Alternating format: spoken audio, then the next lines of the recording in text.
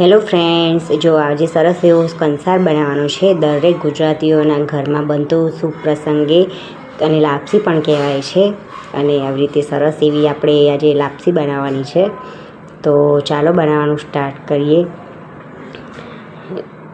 જો સૌથી પહેલાં ગરમ પાણી કરવા મૂકી દેવાનું. આવી રીતે જેટલી લાપસી હોય, 1 વાટકી હોય તો 1 ગ્લાસ પાણી, 2 વાટકી હોય તો 2 ગ્લાસ પાણી, એવી રીતે માપ લઈ અને પછી આવી રીતે કરી દેવાનું. પછી એમાં તેલ એડ કરીશું આપણે. તેલ થોડું 3 ગ્લાસ પાણી છે તો એવી રીતને લઈ લેવાનું, 3 ડોકલી જેટલું. અને પછી આપણે એમાં ગોળ એડ કરવાનું છે.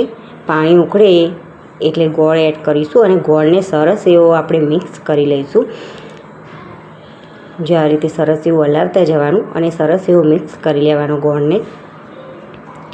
અને બરાબર જ્યારે પાણી આમ સરસ એવું ઉકળી જાય એટલે થોડી વાર આપણે એને ઢાંકીને મૂકી દઈશું. કારણ કે પાણીની અંદર થોડું વધારે ઉકળે તો છૂટી એવી સરસ એવી લાપસી આપણી રેડી થશે. જો આવી રીતે સરસ થોડી વાર ઉકળી જાય પછી આપણે અંદર લોટ એડ કરીશું. લોટ એકદમ ધીમે ધીમે એડ કરવાનું છે. જો સરસ એવો મારો લોટ થોડો ઝીણો છે, થોડો મોટો હોય તો વધારે સારું રહે તમારી જોડે જો હોય તો. અને આવી રીતે સરસ ઉપર કપડું એક ભીનું હોય એ ઢાંકી દેવાનું.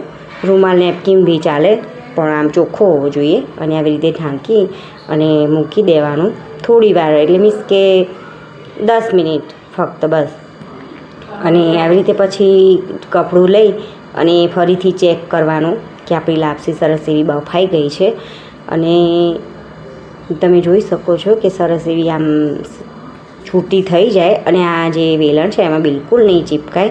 અને આપણે હાથમાં આવી રીતે ચેક કરીશું ને તો એમ હાથમાં બિલકુલ નહીં ચોંટે, ત્યારે આપણી લાપસી છે ને તૈયાર. તો આવી રીતે સરસ એવું ઘી અને ખાંડ નાખીને આપણી લાપસી રેડી છે. Thank you friend.